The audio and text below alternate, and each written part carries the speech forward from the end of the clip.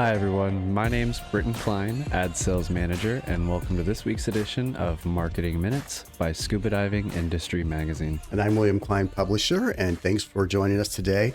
If you're a dive-related entity or a business out there, reach out to us. We'd love to have you on this show. So, That's right. Britton, who do we got lined up for today? Yes. So our special guest today is Dr. Melissa R. Price, archaeologist and diving safety officer for the Florida Department of State. So Dr. Price, welcome to the show. Thank you. I'm happy to be here. Thanks for being here, Dr. Price. I'm super excited today to be talking about underwater archaeology and one of our favorite places to dive, of course, Florida. That's right. So it should be a great show. It definitely will. But Dr. Price, could you tell our audience a little bit about what you do for the state of Florida? Yeah, sure. So I'm an underwater archaeologist with the Florida Department of State. I'm also the diving safety officer. So because I work with state government, our purview is all archaeological sites on state lands and in state waters. And since I'm an underwater archaeologist, I'm primarily concerned with the submerged sites.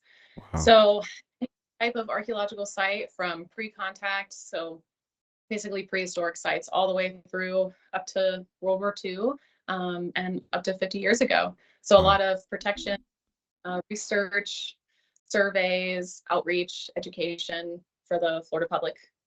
That's awesome. That's fascinating. I don't think people really realize how much there is out there in terms of underwater archaeology. That's a good point, or that it's even really a career option for a lot of people. So it's really quite fascinating. So tell us a little bit about your work. I know that your underwater archaeology sites involve more than just shipwrecks, correct?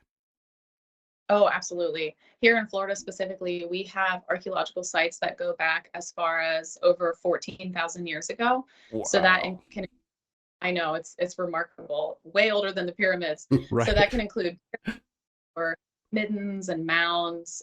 We have tons of dugout canoes across the state. If you just imagine how much water is around and in Florida, it's really easy to get around via waterways. So tons of dugout canoes. We have the earliest sites, which are mastodon butchering sites. So people who were using stone tools to process these large ancestors to elephants, essentially. So mammoths and mastodon. Wow, that's cool. Where are those sites at generally? Spread out throughout the state, or? Yeah, throughout the state. So usually preserved in freshwater sources. So about 14,000 years ago, water levels were way lower in Florida. And, water is a resource that we need, and it's also one that animals would flock to. So we find that our earliest sites kind of congregate around freshwater sources, whether those are sinkholes, springs, or rivers. So a lot of those early ones, all over the state. So that means that a lot of the sites are quite deep, I take it. They can be, yeah. And we've had cave divers even report sites to us, but I'm not a cave diver, so gotten to see those personally, but we are working on a site in the Ichetucknee River that's a mastodon butchering site as well. So wow, that's very cool. So cool. Yeah, so cool. So for the pros out there that may want to also pursue your career or something like your career, what would it take to become an underwater archaeologist? Oh goodness, definitely some perseverance. I started out as a terrestrial archaeologist, so one of the land kids.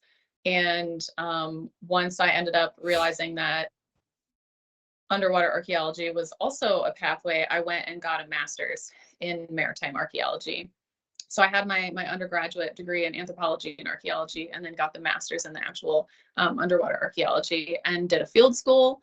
And I took a scientific diving course, which basically is like an OSHA exemption, saying I don't have to be a commercial diver to do the science. Like Nice. I'm exactly like AAUS scientific diver standards, so that I can record these sites and not be considered, a commercial diver. Right. So yeah, put in a lot of days carrying tanks and working in, but it's worth it. That's awesome. Wow. And I'm sure there's a big balance between safety and science underwater. Can you address how you go about that? I mean, we mentioned earlier some of the deep sites that you might have to go to. So how does that all fit into your work? Yeah, that's definitely something that's a top priority for us is safety. So when it comes down to it, that archaeological site's been there. It's going to be there. I'm not risking any divers for anything, but we have our own scientific diving program in my bureau, and so I'm the diving safety officer, and we've got a diving control board. We have a manual that sets out all of our rules and regulations. Our equipment is serviced annually, and we create dive plans and emergency management procedures. So safety is our top priority. And you're right though, because we can be put in some interesting situations. So in Florida, we've had red tide, we have Vibrio, we can have really hot weather, and believe it or not, cold dives as well in so there is a balance of making sure that we are getting the work done, recording data to the level that we need to record these archaeological sites, but also making sure that our divers are comfortable and safe. And I try to create a supportive environment in which people can, feel like they can come forward if they're uncomfortable or if they see something. We're quite democratic about it and constantly looking for ways to improve and make things safer. But it can be odd because we collect sediment cores underwater, which is just like a giant tube, an aluminum tube that we pound into the seafloor with a kettlebell, and then we have to extract it with a farm jack. And we're doing all of this on sometimes you can't see. Right. So just making sure no one's head is under like close to the kettlebell while you're pounding this core in 12 feet, So it's a unique job, I Wow. would say. Certainly. Well, just to kind of shift the gears here a little bit, what's been your favorite underwater archaeological site that you've been able to work on in Florida? Well, there's so many. Florida has such a archaeological record. And I started out as a shipwreck kid, really. Like my master's studying Spanish colonial period shipwrecks. And then when I moved down here for work, I ended up, one of the first sites we were excavating was an archaic period site. So that's about 7,000 years ago. And it was originally a burial inland, but Wow. after, over 7,000 years, it's now just in the Gulf. So that's probably the one that sticks in my mind the most, because it shouldn't have been there. Like it shouldn't have remained preserved, 7,000 years old. You think how volatile the ocean can be. And that was humbling because, we're just seeing human remains essentially eroding out of the seafloor. So we have to respond as a state agency, so that like divers aren't accidentally picking this stuff up.